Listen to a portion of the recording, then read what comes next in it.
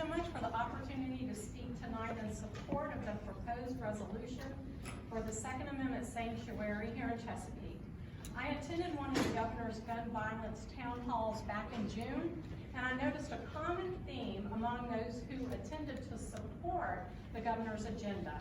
They firmly expressed that the idea of firearm confiscation is a false narrative propagated by the NRA and the GOP. And the mantra, "nobody wants to take your guns," was repeated over and over at the town hall. In fact, I've heard it already 6 times here this evening. It's bizarre when you consider that the governor has publicly endorsed at least 3 bills that mandate the confiscation of lawfully obtained and owned firearms by law-abiding citizens. You don't have to take my word for it. If anybody hasn't read them, I have a copy. It's House Bill 4021, introduced in the summer session, and Senate Bill 16, which was introduced just last week. They ban the sale, transfer, and possession of firearms arbitrarily categorized as assault firearms, and it's a very wide definition. There are 0 provisions for existing owners, no grandfathering, no compensation. And on November 6th, a Washington Post reporter asked Northam if he supports confiscation of firearms, and he responded, and I quote, "That's something I'm working on with our Secretary of Public Safety. I will work with the gun violence activists, and we will work on that," unquote. I'm not here to argue with anyone over the merits of gun control.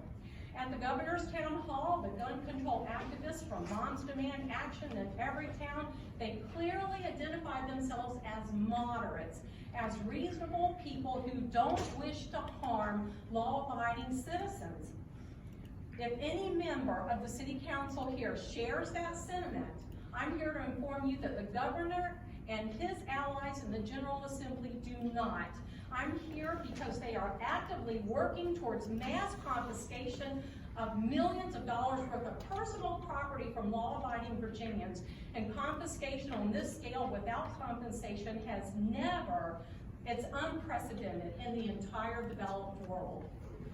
If you consider your stance on gun control to be fair and reasonable, then we share a common adversary in Governor Northam's administration.